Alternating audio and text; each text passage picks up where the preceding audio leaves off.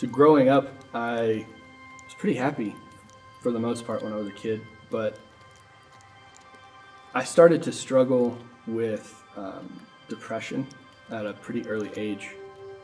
I couldn't explain what it was then, but now I know that depression isn't always just being sad. It's like walking with a limp. You just have this weight that you carry. Sometimes it's heavier than others, but it never really goes away. And by the time I was 12, I had had enough, and I didn't have anybody that I could go to because I couldn't really explain what was going on. I couldn't process what was going on. And so I had decided that I was going to kill myself. So one night I waited until about 3 a.m. It was a school night and I didn't want to get caught, so that's why I waited. And I didn't write a note or anything. I just was going to do it because at that point I didn't think that a note would help because I couldn't explain why. And so I snuck downstairs and I got a knife out of the kitchen and I was going to cut my wrist. So I'm on my bed and I'm sitting there and I have my knife to my wrist and I froze. And I couldn't do it. I wanted to. I didn't pause, like I didn't think that I was gonna not do it, I just couldn't. I got up and I went across the hall into the bathroom and I was crying and I was washing my face and I looked into the mirror and that's when I started to question what I was doing. So I left the bathroom and I have no clue what I was gonna do. But when I walked out, I saw that my sister's light was on.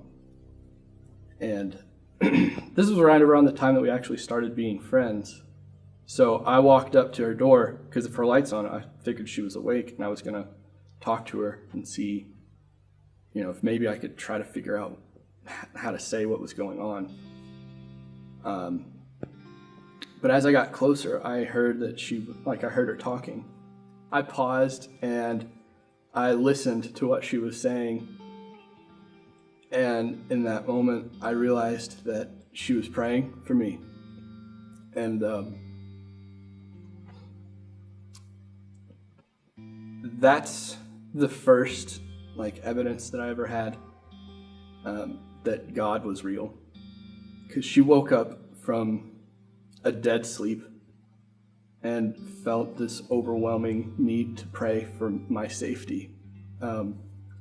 She was praying that God would protect me and keep me safe. And I couldn't do it after that. And I wish that I could say that everything got better. And I wish that I could say that I didn't still struggle and that I don't still struggle today. But after that, I knew that suicide wasn't an option. And I just kept going. Things didn't necessarily get better for me. I didn't feel better. I still didn't understand what was going on. I just knew that I had to keep going.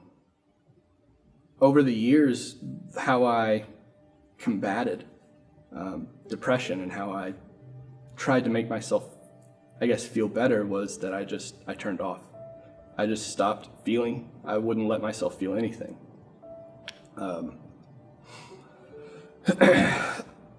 I was never too high, never too low. I just would shut off completely, and I wouldn't let anybody in. And if you got too close, I would push you out. And then when I came back to Lee, I ended up meeting a girl, and at first she terrified me because I couldn't shut feelings out anymore. And eventually I fell in love with her, and I thought in my head, like, everything makes sense now, and that's God brought her into my life to show that everything was worth it. And long story short, we ended up breaking up, and I was at Starbucks with Todd, and sitting there and choking back tears and just thinking, like, why? How does this make any sense? My whole family loved her because she brought back the real me. Like, I started to actually process my feelings again and actually feel. And then it hit me that that's not the point of relationships.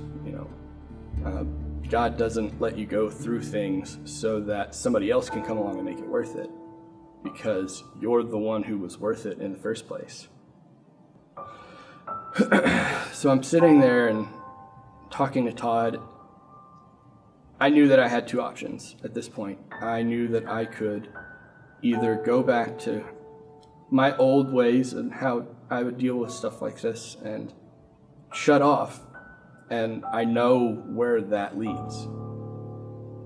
Or I can open up and I can start to let people in and let people walk alongside me.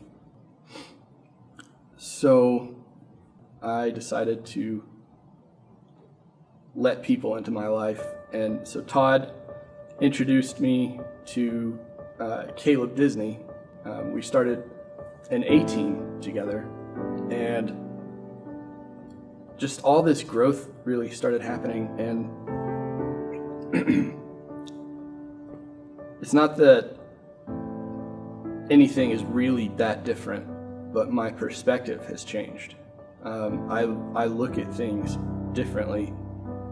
I still struggle with depression and letting people in every day, but God just used Caleb and Todd and Cody and the entire worship team to help me walk through this and help me find, in a way, why.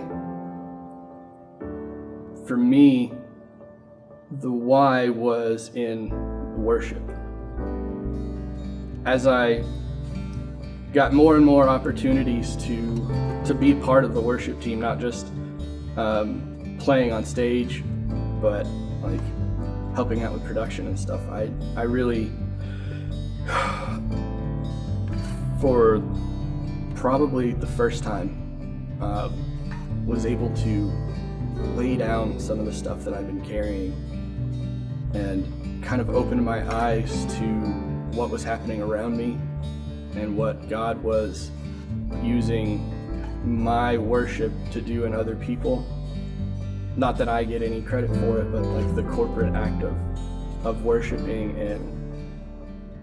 and leading, in that like people see when you are actually laying things down and will take part in that. That's why I think I'm thankful now for the things that I have, that I carry, and I guess in some way be a really painful example that if you're carrying these things, you have two options. You can let people in, you can let them help you carry it and eventually lay it down, or you can shut off and you can stop feeling and stop really living.